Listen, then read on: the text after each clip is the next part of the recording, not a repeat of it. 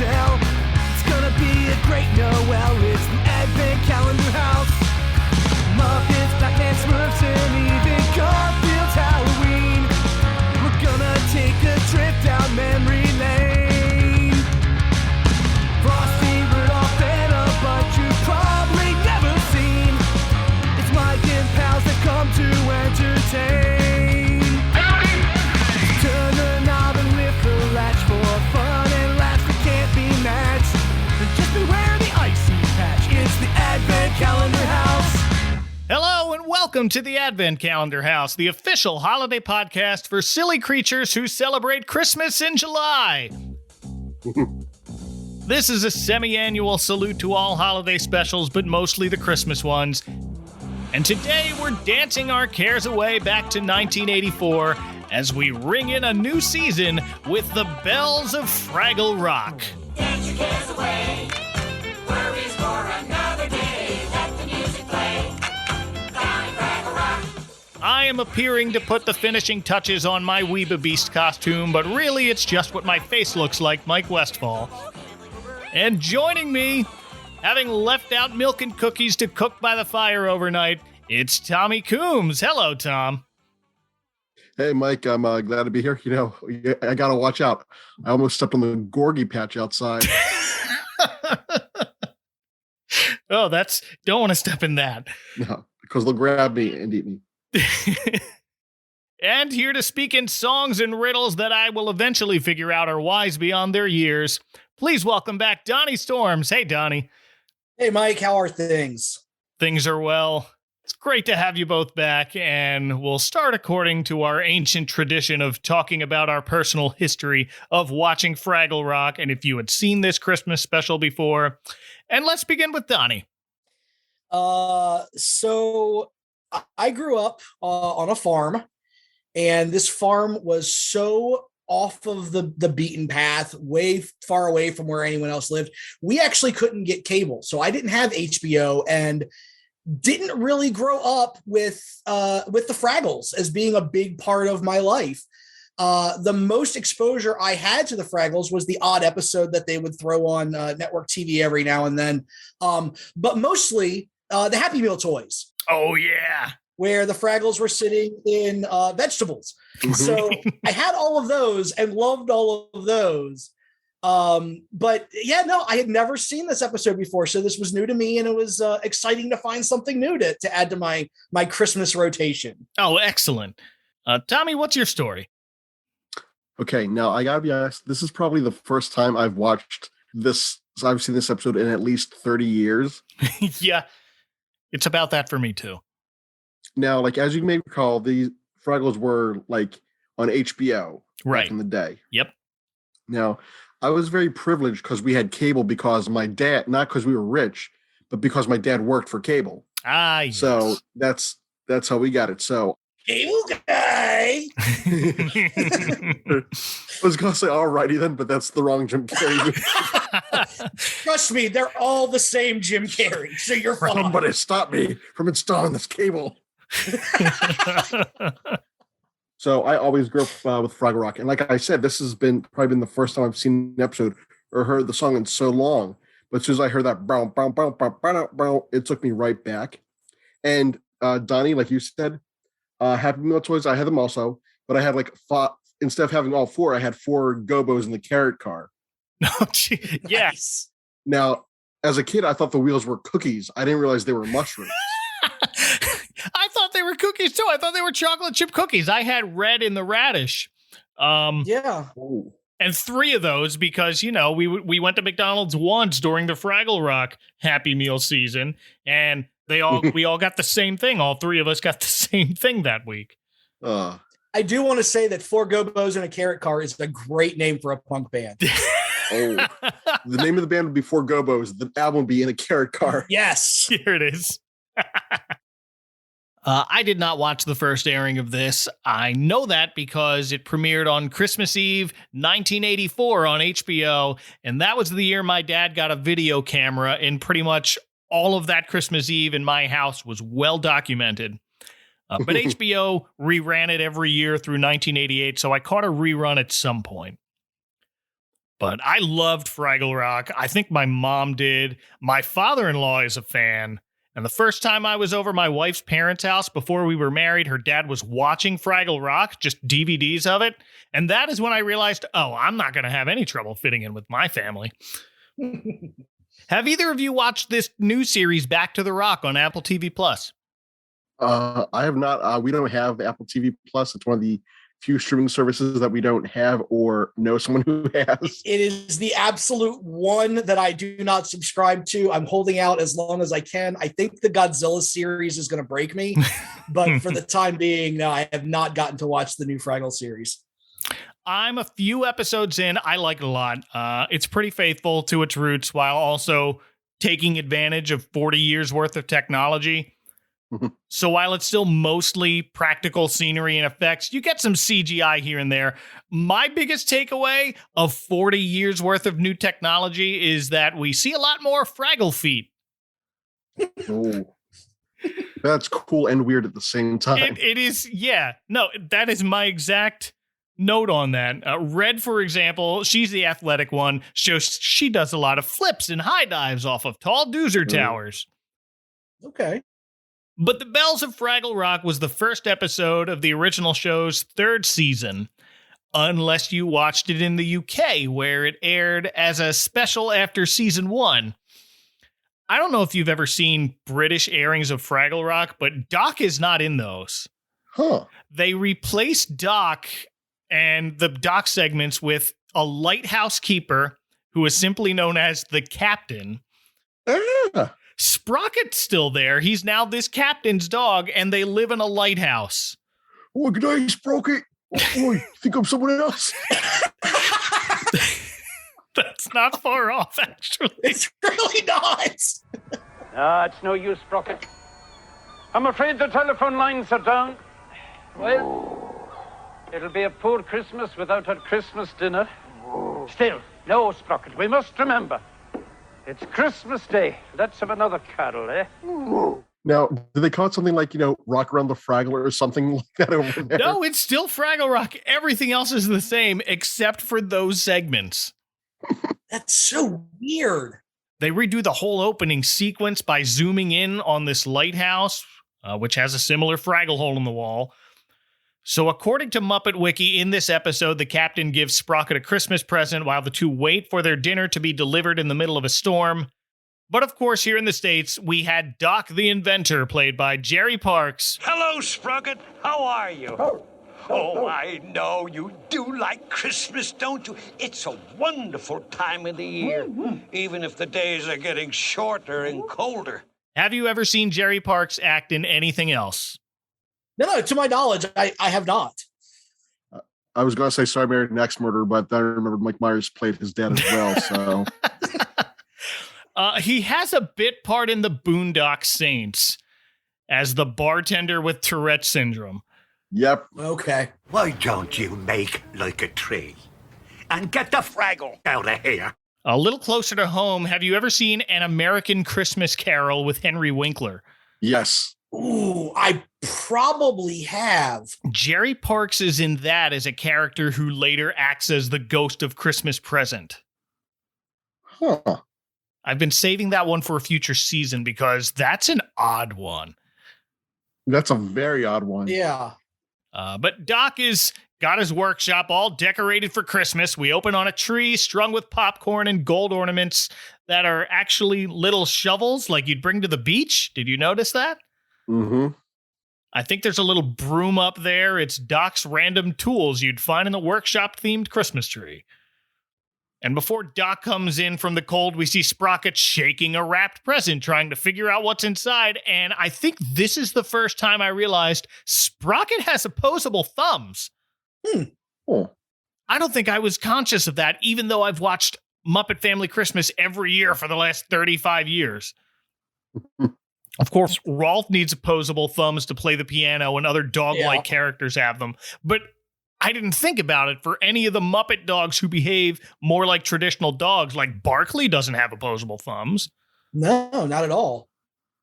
And I guess you would have to. I mean, and I know it's not just this episode. He probably has opposable thumbs all the time, but like the stick gag later doesn't work if he doesn't have opposable thumbs. No, yeah, that would have been another one where it's just like, hey, wait a minute. So, Mike, Yes. I was doing some research. I'm sorry. No, it's okay. And I don't know if you saw Gerald Parks, who played Doc. You may have said it, but I was looking it up. You know what his character's name in Boondock Saints was? It's Doc. Yeah. So Sprocket here is performed by Steve Whitmire, who was also Wembley Fraggle, with Karen Prell operating his right hand and tail. So Doc tells Sprocket today is December 21st, the Winter Solstice, and demonstrates with a globe ornament on the tree. He goes on to explain people have been holding festivals around the solstice for centuries, bringing up Saturnalia. First time that's come up in the podcast. Ooh. But this is where I learned about stuff like that on these teaching segments from Fraggle Rock and shows like that. Yes. I loved this so much because, and I would have loved to have had this as a kid because one of the things that I really like doing is when you get into the talk about the history of things, like where Christmas came from and all that and why we celebrate it the way we celebrate. I like to understand the hows and whys of these things. Yeah. And so like as a kid, I would have loved to have understood that, yeah, Saturnalia existed long before any of this stuff. And we kind of, the Christians kind of stole Saturnalia and said, oh no, this is Christmas now. Basically. I would have loved to have had that bit of knowledge as a child.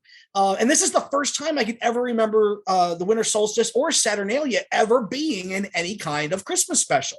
And I think that's great. Yeah, we need to bring that back. It's a very Jim Henson-y lesson for the kids. This kind of educational moment was right up his alley. And to that point, this might be the only time I've seen any show targeted at least in part to children talk about Saturnalia at all and connect that to Christmas. So nice work, Doc. Well, let's head down into Fraggle Rock, where they're getting ready to ring in the winter solstice quite literally with the Festival of the Bells. The Fraggles themselves are bundled up a bit more than usual in hats and or scarves. There are a few decorations down there, mostly because it's so cold everything's covered in icicles.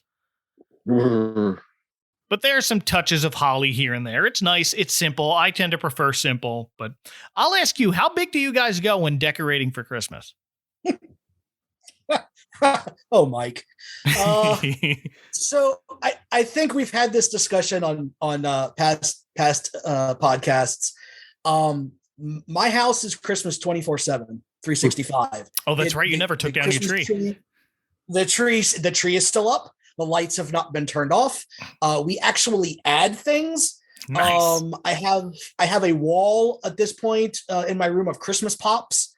This year they put out, or last year, I guess, they put out Disney themed Christmas Funko Pops. They did gingerbread versions of the Marvel characters. I've kind of positioned them into a big wall that sits on my dresser.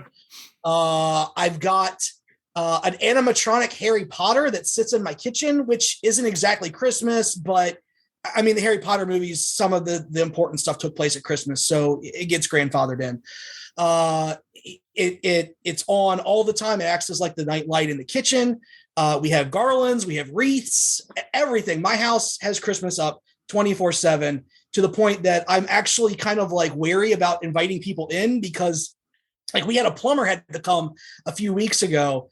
And like, as soon as he walked in the door, the first thing I said is, it's Christmas in this house all the time. And the guy's like, I don't care, dude. I'm just here to do my job. But like for me, like the first thing I thought is, God, this guy's going to think we're weirdos that we have all of this Christmas stuff still up. But no, so to say, I can't say we go all out decorating for Christmas because this is just our house. This is just what it's like all the time.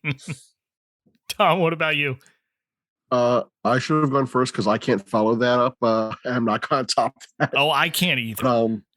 We do the tree in the window. My parents, like the only thing we have that's year round Christmas wise is a few years back, like the Elf on the Shelf, FYE did a Krampus on the mantle. My wife wanted to get that, and that is on our mantle year round. And now that we're bringing a child into the world, I don't know what our plan is for that. If they're going to do it, if they're going to do Krampus, they need to find something that rhymed better than mantle. Like Krampus on the Hamperus or something. My parents, though, they went big for Christmas, like house decorating lights.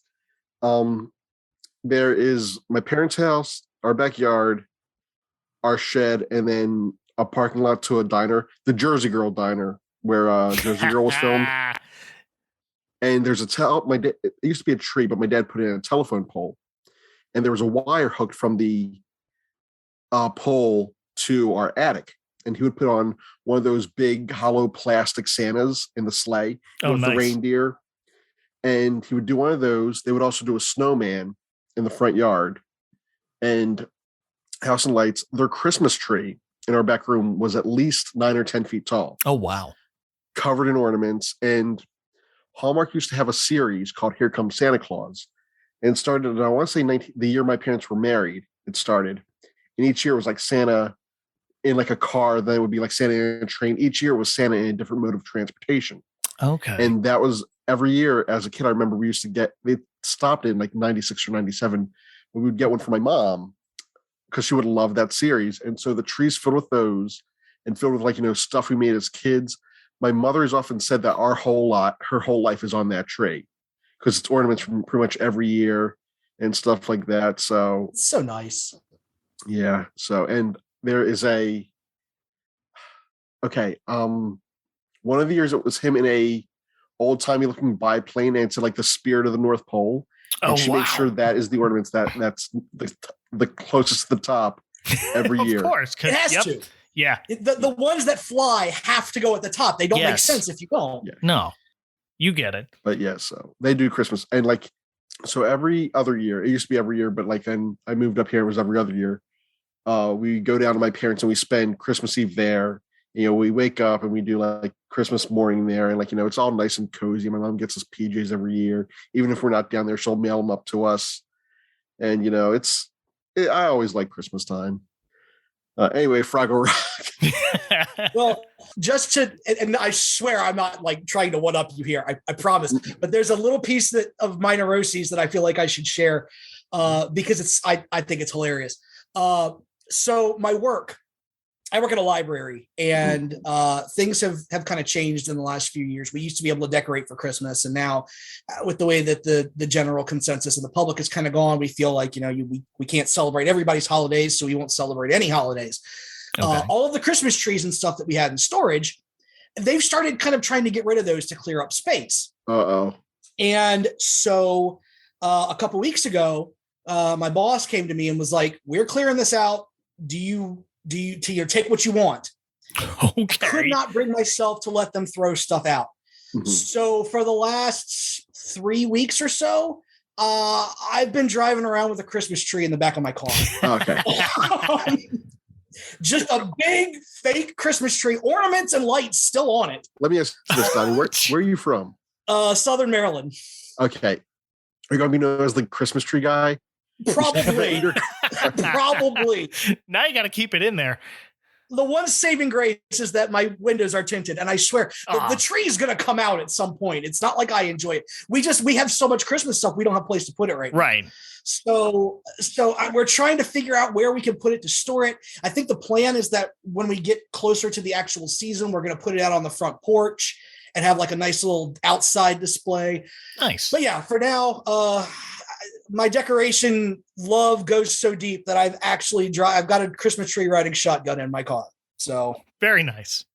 This is something I forgot to bring up. I'm sorry, Mike. We're hijacking this with it's Christmas fine. Stories. In Philly, have you ever done Philly at Christmas time, Donnie? I have not. In May, it's the John Wanamaker building on 13th and Market. Mike, you know what I'm talking about, right? I know exactly what you're talking about. They have a light show on the inside that is about, would you say it's like 5-6 stories high? At least. Or bigger. Okay. Big Christmas tree lights. They've been doing it since the 50s. My dad saw it when he was a kid. He brought me when I was a kid. Last year, 2020, COVID and everything, was the only year I've missed it since I was a baby. Ugh. Now, on the third floor, there used to be a Strawbridge's down the street that closed. Right. They have a walkthrough of A Christmas Carol. Like, yeah. dummies and stuff like that. Yes. And it is creepy. And it scared the crap out of me as a kid. And so it's kind of unsettling. But it's like, like they're like the dolls that like move around. Yeah. That's my Harry Potter in the kitchen. Oh, that's creepy. But yeah, you gotta check it out, Samir, if you love Christmas. Yeah, what I'm hearing is podcast field trip and Christmas of 2023. We all get Philly. We meet up and we sing the Peanuts song at the Philly Christmas light show. I didn't put up lights on my house this year. The lights we had were garland lights and they were getting old and I wasn't really happy with how they looked. So we just got rid of them and I decided, let's see what it looks like if we just put out our lawn decorations. And those are just white cutouts of the word joy and the letter O is a silhouette of the nativity. Oh. And then we have 2 cutout angels with trumpets on either side. And I have some solar powered lights to shine on them at night. And then we have a little sago palm and a shorter squat little palm tree that's about 7 or 8 feet tall that we put ornaments on. Maybe I'll get lights for that next year, but I was way happier with that being the focus of my outdoor decorations this year and nothing else. Sometimes you got to keep it simple. Yeah. It's so much. And I hate to sound lazy, but it's so much work getting the lights up and stringing them and making them look perfect. Like I almost feel like I wouldn't be able to enjoy it. So yeah, no, I mean, maybe order some of those, the thing that I keep in my room at all times. The solar powered thing that you stick in the ground and it's got the lasers that shoot out the green and red. Oh yeah. I've seen those. Yeah. My neighbor's got one. Possibly. But simple seems to be the consensus as far as decorating goes in Fraggle Rock, but everybody seems to be excited for the upcoming festival, except Gobo. Something's really bothering Gobo, and it basically gets down to why is any of this important? Almost time for the Festival of the Bells. What's the point? Gobo is the guy from Christmas Shoes at this point in the story. He's out there, he's like, guys, I'm gonna find this bell. Like he's so much the guy from Christmas Shoes at this point in the story that like that's all I could think about was that stupid song. Oh no! And, yeah, that's Gobo right now. I didn't mean for that to happen. I'm sorry. I don't want to wish Christmas shoes on anybody. But Gobo and his group of friends have a specific part to play in the Bell Festival. Together, they'll be wearing the traditional costume of the Weeba Beast. Weeba, weeba! Weeba, weeba! Weeba, weeba! Weeba Beast! Weeba, weeba! Quick, favorite Fraggle, Tom. I'm going with Boober. That's a good pick. I'm going with Wembley because he's a mix of Chuckles from G.I. Joe and 2.5 Men era Charlie Sheen. Yeah, mine is also Wembley. Always has been. I like that he's still wearing his Hawaiian shirt over a sweater. I've tempted to do that on colder days, but it would not look nearly as good on me as it does on Wembley. So well done, Wembley. Plus, he has the best line of the entire intro. Well, we're ready to rehearse. Speak for yourself, Wembley. Oh, okay. I like the Weeba Beast tradition almost as much as I like ringing a bell. Oh, yeah. Okay, I guess I will. He takes it so literally. And then he speaks for himself. He does. Now, I would say, though, Gobo is the Fraggle, though. Like, you know how Kermit is the Muppet? Oh, yeah, absolutely. Definitely. Yeah, I thought I'd chime that in. That's all right. Wembley arrives to Weeba Beast practice with a still depressed Gobo. Even Boober's excited about the Weeba Beast, a rare showing of excitement by Boober. The best part of being part of the Weeba Beast is that the costume is so nice and warm. They all rehearse their silly dance, but Gobo's really not feeling it. But let's talk about this Weeba Beast costume. It is amazing. It's fantastic.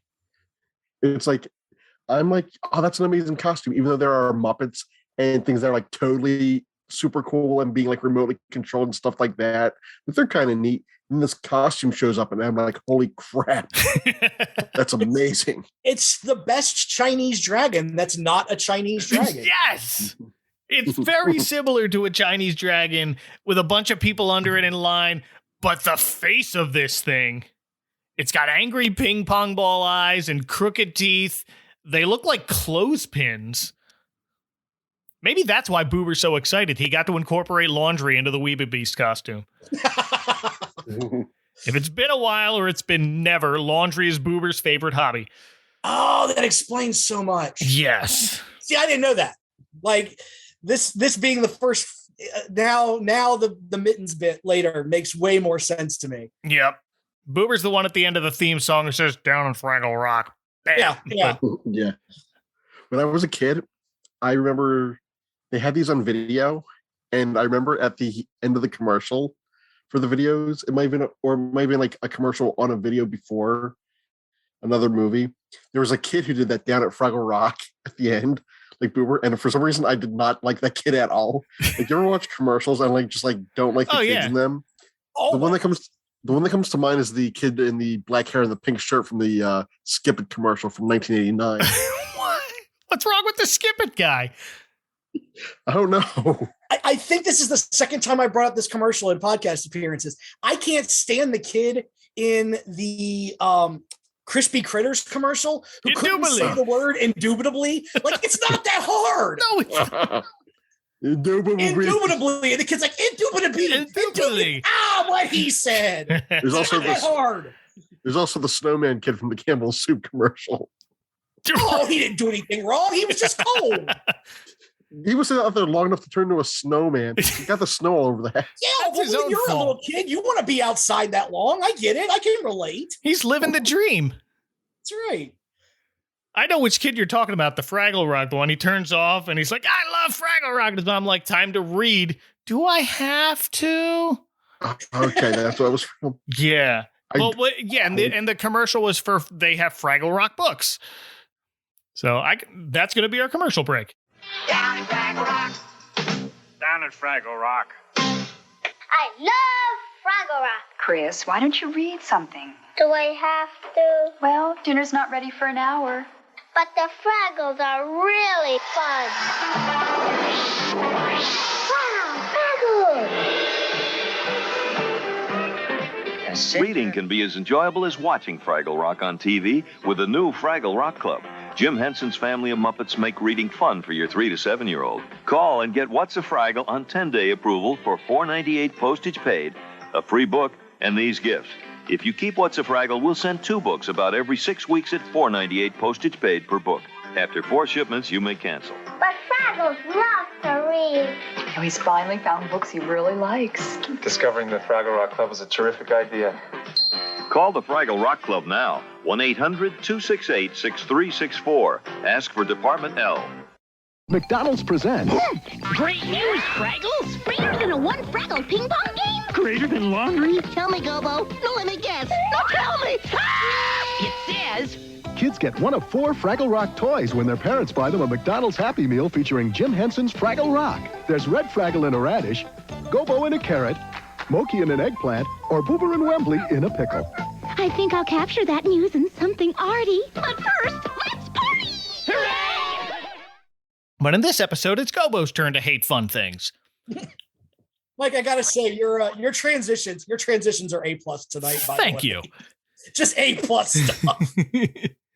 And right on cue, the Fraggle horn sounds from the Great Hall, signaling the arrival of Cantus, the traveling minstrel. We'll get to in a minute, but first, it's time to learn about the legend of the Great Bell. We learn from Gobo and Wembley that the Great Bell rings once a year when Fraggle Rock gets colder and slows down, and that's what keeps the rock from stopping altogether and becoming frozen forever. Wait a minute, frozen forever? That's in the Christmas toy, too. Uh-oh. You're getting ahead of my notes, Mike. What is it with Jim Henson and the threat of being frozen forever? I made that. I swear to God, I made that note down here. Is reference to Christmas story or Christmas toy ? Yeah. I mean, and this is more literally frozen, like covered in ice. Yes. Frozen than it is the theoretical can't move because, I'm dead, frozen from the Christmas toy. But still, like, was this his way to introduce death to kids? Like, when you're dead, you can't move. And so you're essentially frozen forever. Is this Jim Henson equating death for children on a very abstract, easier to understand basis for them? It's very similar. I think it is. It's very similar to that. This is more of a losing your soul or losing yourself sort of frozen forever than the Christmas toy. But I mean, it's a little of the same. But people love to theorize that Walt Disney's frozen somewhere underneath a theme park. Jim Henson's terrified of the thought. That seems to be his metaphor for the absence of love. Some real ninth circle of hell imagery here from Jim Henson. Going back to a Christmas toy, that's one of those pieces where in the late 90s, early to mid aughts was one of those lost media pieces in the like earliest days of the internet. Not for me. I had it on tape. Really? Oh, yeah. Because I remember. And I may or may not have taken a copy out of the library and just not returned it for a really long time. Yeah, this is mine now. Are you at the library because you work there, or because you never returned that tape and so you're paying off the debt of never returning that tape? Next question, please. So the Great Bell is said to be located at the heart of the rock. And here's where Gobo's big problem comes in. He's skeptical about the Great Bell because he's never actually seen it. You can take this as deep as you'd like, but this is a very Christmassy storyline. The old seeing isn't believing, believing is seeing, as the Santa Claus put it. So that's what we're in for, friends. But, for me, it feels different because, yes, there's the whole, the Polar Express. If you believe, then the bell, you'll always hear the bell. This is very much Christian Christmas. Like, oh yeah, they're doing religion without expressly doing religion, and they're doing it in a very palatable way. So even if you were kind of put off by Christianity, like, it's not going to offend you. It's going to be something that you can still kind of relate to. But it's very that undercurrent of the bell and the rock being Christian aspects of the Christian religion are very clear, at least to me. Oh, yeah. On the drive home, Gobo's point to Wembley, he takes out a map of the entire rock that he found in a file marked very old stuff, which I think I have a few boxes in the back of my closet labeled that. I have a folder of bookmarks of very old internet stuff. But I like this map. It's essentially a big maze of big outlines, at the center of which, Wembley notices, is a large cave shaped like a bell. I don't know how Gobo missed that when it's exactly the shape of the thing he was looking for. But it's put him in a much better mood. But no time for that now, because Red returns and drags him off to the festival. And we cut to the Great Hall where, despite Gobo's several attempts to leave, Red forces him to stay as Cantus the Minstrel arrives and leads all the Fraggles in a song called There's a Promise.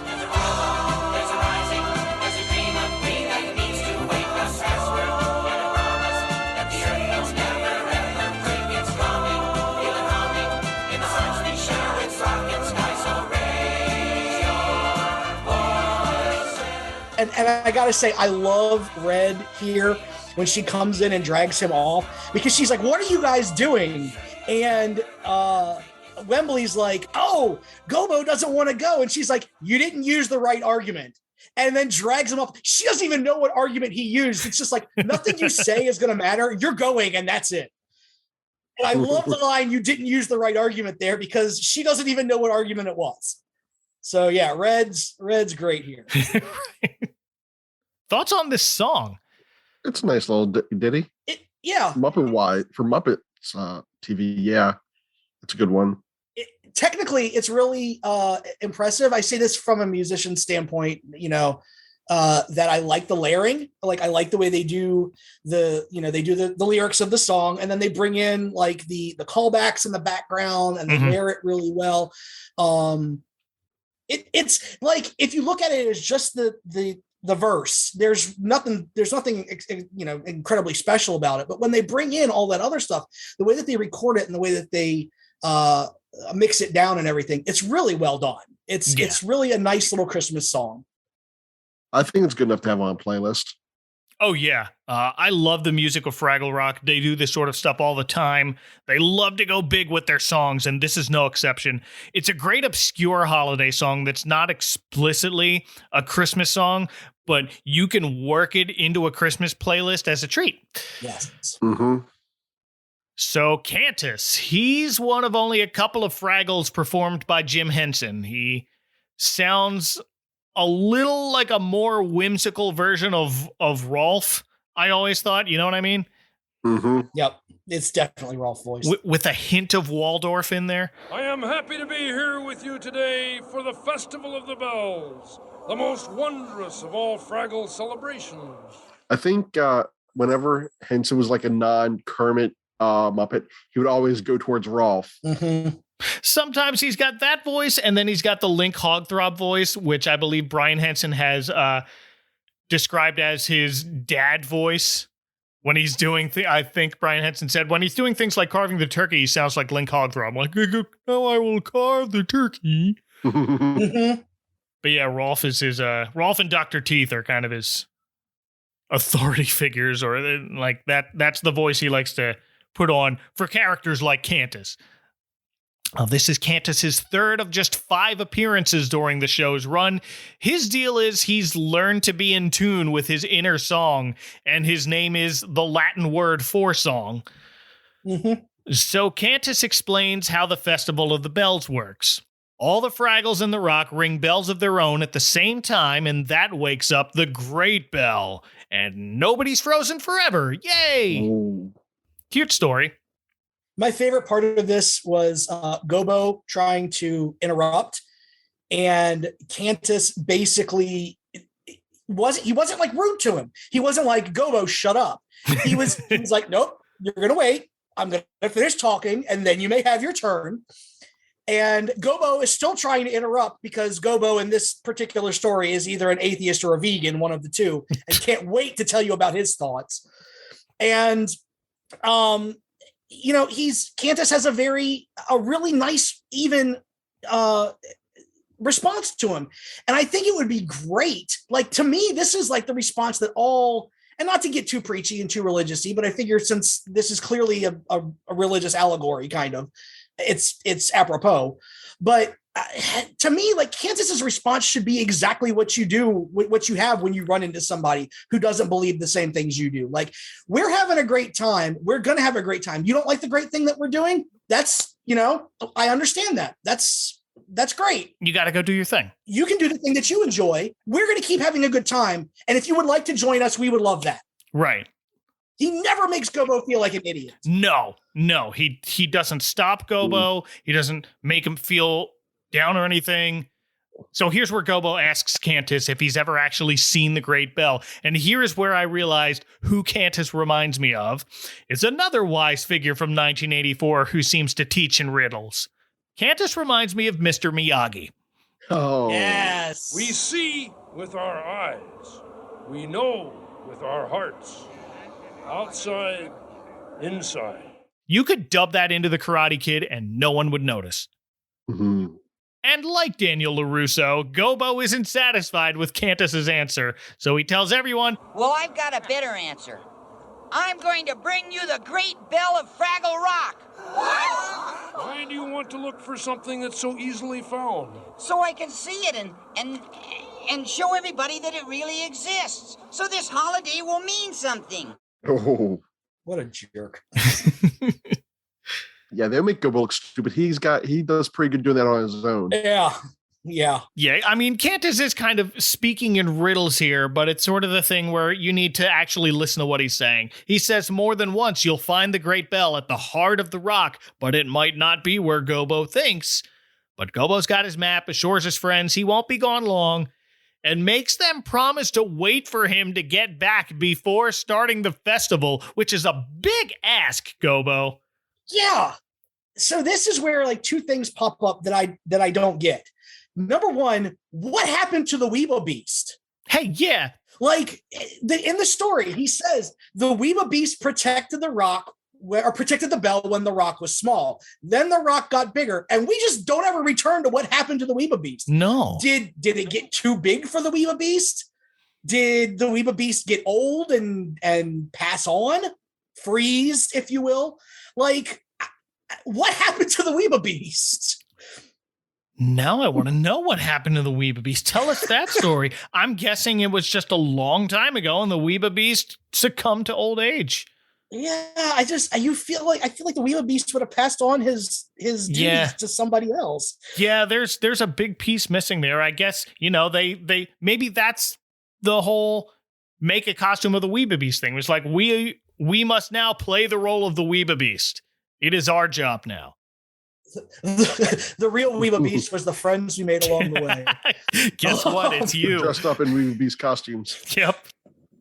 I don't think Gobo means to be a jerk here, but he's out here telling everyone you have to go find this bell for yourself or any of what anyone's doing to have any meaning, but don't start without me. Shut up, Gobo. Going Gobo. He drives off his carrot car.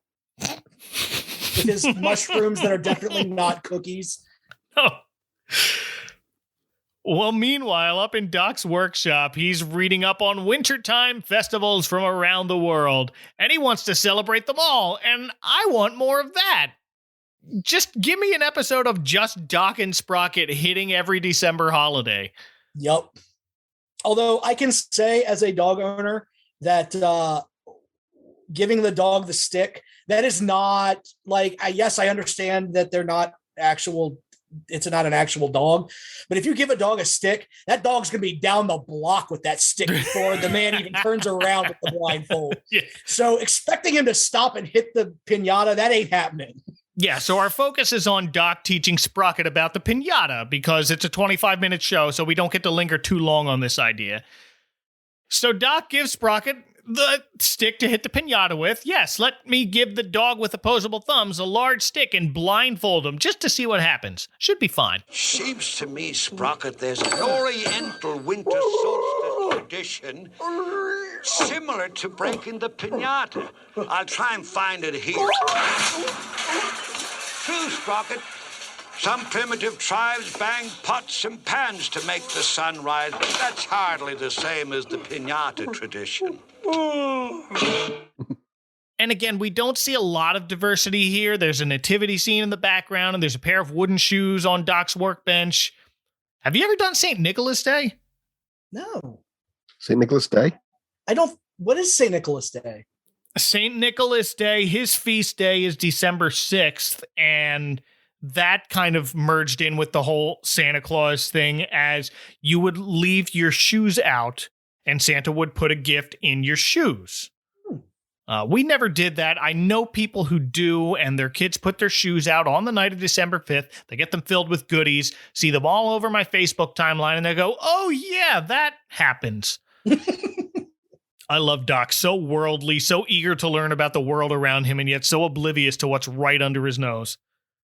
And speaking of what's right under his nose, we head back down to Fraggle Rock, which is getting even colder now, and Red in particular is annoyed that Gobo had to go get his great bell quest and make them all wait for him. But Cantus tells her, we do the things we have to do when we have to do them, not sooner, not later. It was at this point, I gotta ask, is Moki supposed to be representing seasonal depression? Because there's a couple lines where I'm worried about the well-being of Moki in this thing. Because at this point she says, gee, I wonder what it's like being frozen forever. And it's like, dude. That's very Moki. Moki is, she's the new age Fraggle. All right. Yeah, definitely. So that's very much a Moki line. Okay. But yeah, I could use that reminder every now and again. We do the things we have to do when we have to do them. That's a very Jim Henson philosophy, I think. Mm-hmm. In my mind, it's its take on something similar to everything happens when it's supposed to happen. This makes that concept a little more active and less passive. We do the things we have to do when we have to do them. There's actually doing involved. So I appreciate that. As we know, we do or do not. There is no trouble. And Boober, sounding a lot more like himself now, quips, I wonder what it's like to feel your hands and feet. And here's where Red has had quite enough and makes to leave and find Gobo to bring him back, whether he likes it or not. But Cantus stops her, saying the caverns are too cold for them. He'll go find Gobo himself. So off he goes, without his mittens, as Boober points out. But too late for those now. We cut to Gobo briefly, who's not bothered by the cold yet, and is actually excited at the thought of finding the Great Bell and getting the festival started, completely oblivious to the fact that his friends are close to freezing to death waiting for him, huddled together in the Weeba Beast costume around the smallest fire. So Cantus tells them, you have to stay here because the tunnels are much too cold. Cantus and Gobo go into the tunnels and are perfectly fine. Yeah. They all stay there and freeze to death. Yeah, I don't understand. What? I don't understand how temperature works in Fraggle Rock and where the freezing starts and stops. Clearly, they don't either. Clearly. Like, I think if, Gobo would be the first to die from extreme cold because he's, the weakest. Oh, yes. Yeah. I don't know if they're going farther underground. Someone's got to map that out better. So the only thing I could come up with is that it's a movement thing. Like, they stayed in the same place, they didn't move, and so they froze. Ooh. Cantus and Gobo were moving at all times. So did their body moving keep the not the 90s song. Did that keep their blood moving, whatever, and that's why they didn't freeze? And the Fraggles that stayed in the same place, did they freeze because they stayed still? I don't know. Well, that does make a lot of sense when we figure out how the Great Bell works.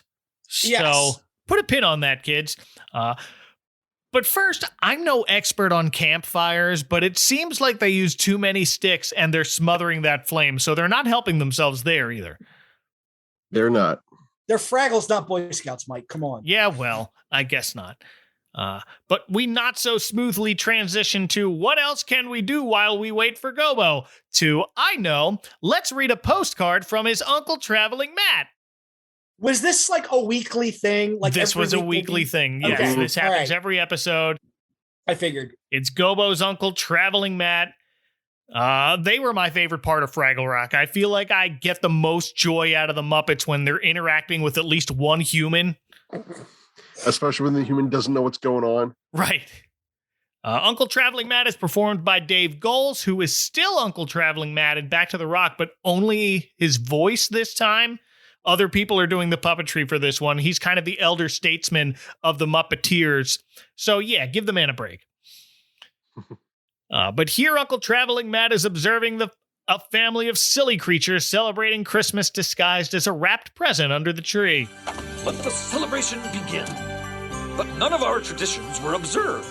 Instead, some silly creatures appeared, left milk and cookies to cook by the fire, and hung their clothes in the living room. I'm going to have to go back and look, but are those the Jones kids from Christmas Toy? They're not. That girl looked exactly the same to me. They might be. They're not credited, but this is 2 years before the Christmas Toy, so I'm not sure. It's definitely not the same room, obviously, for people who haven't watched Oh, for sure. Yeah. For sure. No. Yeah, definitely a different living room, but they looked like the what they showed of those kids. I was like, that looks like the same kids from Christmas Toy. It could be.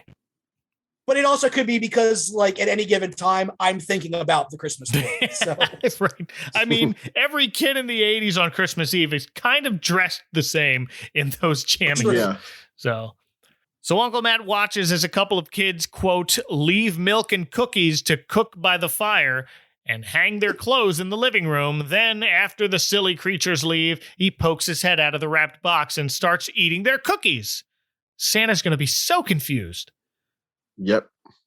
But he does have my favorite line of the segment with, "Is this any way to run a holiday?" Which I think I'm going to insert into my vernacular at this point for literally anything. Like when somebody does something I don't understand or don't like, I'm just going to ask them, "Is that any way to run a holiday?" Because you run holidays. The kids will be happy because they got a brand new Uncle Traveling Matt. Hey! As a present. It's true. Yeah, you can't find those on shelves, even back then. But that's the postcard. It hasn't really cheered up anyone, and it's getting colder. And here's when it hit me. Oh no, no one knows it yet. This is a dry run for the series finale of Dinosaurs. Oh no. Oh, don't make me think of that.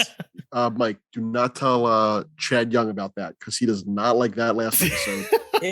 Well, no one does. He really hates it. If you haven't seen the end of Dinosaurs, I'm going to spoil it for you. It ends with the dinosaurs creating a nuclear winter, causing the Ice Age and bringing about their own extinction. It's much less the Fraggles' fault here. But indeed, we see Red reach for her bell only for her arm to freeze. So here comes the end of the rock as they know it. I'm so glad I didn't watch this as a child. Like, I would get very upset when the characters I enjoyed were in scenarios like this. There's an episode of the Smurfs where they all get hypnotized by Gargamel's flute, and they're all like basically marching to their death. Yep. And it's like I'm 40, and that one episode sticks with me. It's so suspenseful. Yeah, I know exactly what you're talking about. So between her arm freezing and then later on when they cut back to her and there's no pupils in her eyes because she's frozen solid. Right. Like this would be very upsetting for a small child. Yeah, that's what makes it creepy. As these Fraggles start to freeze, like their pupils go white. Yeah. Which just makes it terrifying too. And Gobo's still slowly trudging along to the center of the rock, loses his map, and is hanging onto an icicle for dear life. And that's when Cantus appears in a bright light and a crack of thunder? Is Cantus Gandalf the White? He might be. He tells Gobo, listen. And we hear what Gobo thinks is a bell tingling, but is actually an old metal ring clanging against the rock wall. It appears to be a handle, and Gobo believes the great bell is behind it, so he pulls it and falls on top of him to reveal nothing. You're so stupid. An empty black cave to match the now empty black hole in Gobo's heart. The best part of this is when Gobo's pulling on the ring and he turns around to Cantus and says, "Aren't you going to help me?" And Cantus's delivery of the line, "I just did," is so indignant. I cackled watching it because you can tell he's just absolutely had enough. And it's driven home by the cut when he's pulling on it after he says, "I just did." They cut to this just deadpan look on Cantus's face, and you can tell he's just, "I've had enough of you, Gobo. Please, can we just go home?" I tried to warn you. But yeah, his delivery of "I just did" is outstanding. So now convinced there's no Great Bell, a disheartened Gobo follows Cantus back to the Great Hall to find the rock has indeed come to a stop, and all his friends are frozen and covered in icicles. This is just a horrifying scene even now as an adult. I don't even remember how I felt as a kid. I must have been dumbfounded and perhaps blocked it out. And again, I want to compare this to the Christmas toy. Both have scenes in which we see a character become frozen, presumably forever at first. Yeah, this scene is like pure nightmare fuel. Yeah. So which one is a heavier, more frightening moment for the two of you? As terrifying as this is, I have to go Christmas toy, because of the fact that with Christmas toy, they show them dragging off the lifeless toys and throwing them in a pile, in a shallow grave of other frozen toys. Yeah. Like it's to me, that has always been very upsetting. Plus, I don't know, something about this, like I never really felt like they weren't going to be brought back to life. Whereas with the Christmas toy, when they both which toys die? Ditz. Mew and Ditz. Yeah, Mew and Ditz. When Mew and Ditz both go, like to me, I thought they were done for good. So yeah, I gotta go Christmas toy. Yeah. I'm going this. This was scarier because Christmas toy, all the like things that happened in that just made me sad. But this one like would give me nightmares. Like, I'd wake up, pants crapping, leaving my wife would be like, "What's wrong, honey?" And I'm like, "Oh, Fraggles." Fraggles, man. It's a toss-up for me. In the Christmas toy, we actually see Dit's body go limp and fall to the floor. And that's its own special nightmare. But here, Gobo first finds Boober, and he's covered in icicles, and that's concerning, but we don't ever see Boober's eyes. Then we see Moki, and her eyes are wide open, and that glazed over almost white, and that was more of a shocker to me than watching Ditz just collapse. That dead zombie stare on Moki's face messed me up. You know what I think would have helped drive home the weight of this would have been a different musical choice. I don't think the musical choice in with the Fraggles is as dark and as dire as the musical choice in Christmas Toy. Yeah. So I think that like maybe that's what did it for me, and also maybe it's because I watched this for the first time when I was 40 years old. It's, maybe I'm poisoning the well a little bit here. But, a little of column A, a little of column B. Yeah. It's less of a blow when we see those glazed eyes on Red and then Wembley. By the time we see Wembley, it's less impactful. Maybe it's his Hawaiian shirt. I don't know. But now Gobo's devastated and demands to know from Cantus how this happened. We didn't get back in time, and they didn't have their festival. But what does that matter if there's no Great Bell? And Cantus asks him, "Are you sure?" "Yeah, you were there, went to the center of the rock and found nothing." And here's where Cantus first notes the difference between the center of the rock and the heart of the rock. Did Cantus know this was going to happen?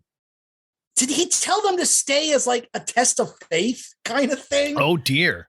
Do you mean, does he know that they would get frozen? Yeah, did he know that by them staying that they were going to freeze, but that he would get Gobo and that Gobo would come back and he'd be able to bring them back? I don't know. That's a good question. Perhaps. You'd think they'd give him warning, so yeah, maybe that. Oof. I mean, this is probably not the first non-believer that Cantus has ever dealt with. Probably not. He's an old Fraggle. He's seen some stuff. He probably has to deal with this like every year or two. Yeah. So he had to have known this was going to happen. And everyone just forgets, like maybe once a generation. I don't know how old Cantus is, but perhaps he's seen this before. Yeah, I think Cantus knew it was going to happen. Like he's like, this is the young, dumb Fraggle. Yeah. He knows what's going on. And that's why he told them to stay, because he knew he couldn't teach Gobo the lesson unless he came back and found them all frozen. That is dark, man. It's very dark. Cantus is like, you know what? I need to teach Gobo a lesson. You guys got to stay here and die a little bit. But it's okay. We'll bring you back. Oh, those other 99 sheep can freeze to death. Gotta save the one, man. Well, Gobo doesn't catch on as quickly as we, the audience, hopefully did of the difference between the center and the heart of the rock. He explains last year there was no bell in that cave and the rock didn't freeze. So what's different this time?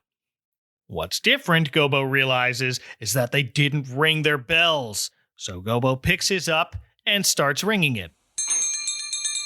Aw, but what good does ringing bells do? There's no great bell at the center of the rock. But there is a great bell at the heart of the rock. Wembley? And finally, Gobo gets it, and his friends begin to unthaw. Finally, the rock has come back to Fraggle Rock. I was waiting for that. I was trying to let it fit in organically and not force it. I think that's why I wrote finally twice. Yeah. You give me two finally, there so it I'm is. going to take it. The Rock has come back from freezing to death. And Gobo finally realizes the Great Bell is his bell, and everyone's bells together that make the Great Bell. It's their music that keeps Fraggle Rock alive. Sounds like that should be a hair band song. Keep the rock alive, baby! As everyone starts to ring their bells, the lights get a lot warmer in color, too, and we start to hear their echoes creating the sound of the Great Bell, which I thought was a nice touch.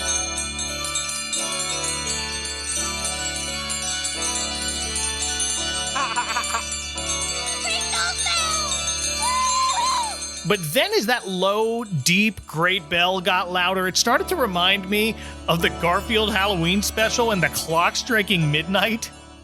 Yep. It's not the same soundbite, but it's close. Yeah, close enough. Too close for comfort. At this point, like, I was too focused. Like, I had noticed that because I was too focused on like the different responses that the Fraggles had to coming back to life. Because I thought that was interesting that each one of them had a response that was kind of emblematic of their character. Except for Moki, who sounded like Paul Bearer. Well, that bell did kind of sound like the Undertaker's bell, too, now that you mention it. No, that's true. The Undertaker's dong. When she comes back, she goes, "Oh, yes." So, like, the first thing that popped into my mind was, of course, Paul Bearer. Very appropriate for a happy, cheerful ending to a Fraggle Rock holiday episode. Right. The Undertaker's ball and Moki is Paul Bear. That's fine. No, I'll be here for it. And the echoing bells of Fraggle Rock transition to the echoing church bells outside Doc's workshop. I appreciated that segue back upstairs. Yep. I like a good segue. Yeah. To find Sprocket still blindfolded and trying to hit that piñata. Inadvertently hits a bell, but finally gets it to reveal dog bones for him and a pair of nice-looking purple mittens for Doc. Because this special needed more mittens. That's right. Always need more mittens. Yes. But that's really it. Doc rings us out with a Merry Christmas to Sprocket, and then we get a very special credit sequence in this episode. Usually Fraggle Rock ends with a reprise of the theme song, and Gobo and Wembley are kind of scatting along to it. But not here. We get all the Fraggles, Cantus included, singing a reprise of There's a Promise, and it's a really great ending to this short but very impactful special. I loved it. It's going to enter my rotation from now on. Nice. It's a good one. It's good. It's all Muppety. I like it. Yeah. So this is the first of only 3 episodes to have a different ending sequence. Later, there was one called The River of Life, in which Doc briefly allows a group of engineers to dump what turns out to be toxic waste into the caves under his workshop until he realizes, hey, wait, something must be alive down there. Let's not pollute their home. They sing a different song at the end of that, and then there's a special version of the theme song to end the series finale in which Doc finally meets the something alive down there. But any final thoughts on the bells of Fraggle Rock? I would like very much for them. You know how Sesame Street does the parodies of the of like big name properties, like they did True Mud. Yeah. So I'd like them to bring Cantus back to do a cameo as a parody of the Glorious Gemstones. Like make him a Fraggle preacher, like maybe do the Glorious M stones and they're just big giant letter M's made out of rock. And like, I don't know, give Grover a gang of muscle men or something. I don't know. Perfect. But, like I would love to see Cantus return to the Sesame Street canon and be brought back doing his spiritual leader, really Zen kind of character. I think kids need it. I think I need it. Cantus 24 or whatever. Yeah, I'm not too far into this new Back to the Rock series, but I hope he shows up. It would have to be a different voice actor, obviously, so I'm not sure whether or not. I don't know how they deal with those sort of characters that Jim Henson has done, but I mean, Kermit and Rolf are still going strong, so exactly, perhaps. I liked it. I liked it a lot. It was a bit weird having no Gorgs in the episode, though. Yeah. That was a plus for me. I hated them. Whoa. I hated them so much. Like the really affected voice and just, oh God, they annoyed me. They scared me as a kid. Oh, they did? Like, I mean, yeah. But I mean, because they were trying to get the Fraggles. Yeah. But I mean, Junior although they was weren't my just favorite, so childish. It was, I don't know. It would be like if there was an episode of Garfield and Friends, there wasn't a U.S. Acres segment, because as a kid I didn't like those. But if they took that out, I would feel weird. I'd be like, they should put that back in. There is another Christmas adjacent Fraggle Rock story in the form of a children's book called Moki and the Festival of the Bells. In that story, Moki gives all her friends a present, but she thinks none of them appreciate their gifts, so she ponders running away. Of note, none of the presents she gives is a yellow pebble, so I don't know when that comes into play. But by 1987, past the pebble season clearly coincides with Christmas Eve. But I'm glad this episode exists. I'm glad Jim Henson wanted to teach us kids to stay curious. And I'm very, very glad the Fraggles are back to the rock this year. I'm happy to say my kids have taken to it. This episode is also available on Apple TV+, but it's around if you look for it. But thank you both for kicking off Christmas in July with me. This was great. Of course. Thanks for having me, Mike. And if people want to blindfold your dog and give it a big stick, where can they find you on the internet, Donnie? Sorry. Please don't give my dog a big stick. She gets enough on her own. Oh, gosh. I am on Twitter at Boxcar45. I rarely use it, whatever. But more prominently, my band Bronwyn's Ghost has a SoundCloud. You might know us from such podcast intros as this one. It's soundcloud.com/Bronwyn's Ghost. And hopefully we'll have new material up there sometime. We're lazy and old and our time is, spent working until we die. But I'm having my Moki existential crisis. Oh no. Oh yeah. I'm eternally grateful. So we will hopefully have new stuff up soon. But yeah, that's where you can find me on the interwebs. And Tom. For me, I'm on Twitter at the Pop Daddy, and I'm also on YouTube at youtube.com/PopDaddyTom.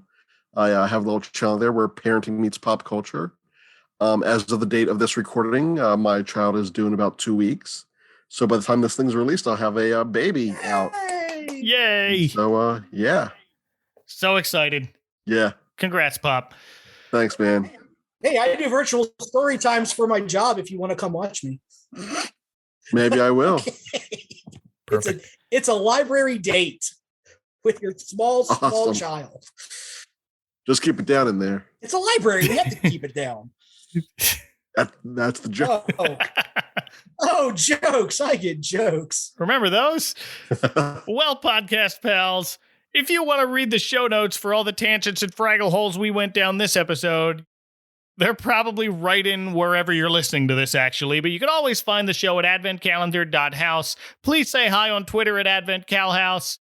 Either way, thank you for listening. I've got more holiday specials to talk about every other day leading up to Christmas in July, so until next time, for Tom Coombs and Donnie Storms, live from deep inside that hole in your living room that you really should do something about, this is Mike Westfall reminding you to be careful of the icy patch. And this trash heap has spoken. Yeah.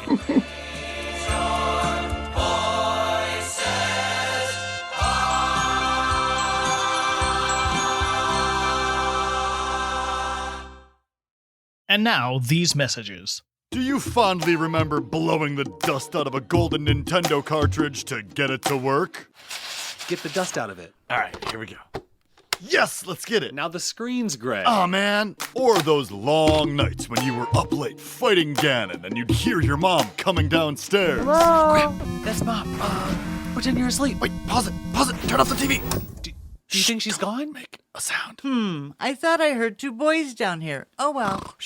Well, Ben and Pat are here to transport you back to those exhilarating moments as the Hyrule Podcasters! Join the two brothers each week as they play through Zelda games in Nintendo's legendary series. Episodes are filled with color commentary, lightly researched facts, personal anecdotes, and more. Hyrule Podcasters is available through Anchor on Spotify, Apple Music, or wherever you listen to podcasts. Follow the Hyrule Podcasters on Facebook and Instagram at Hyrule Podcasters and on Twitter at Hyrule Podcaster. Next time on the Advent Calendar House. What would we do, baby, without us?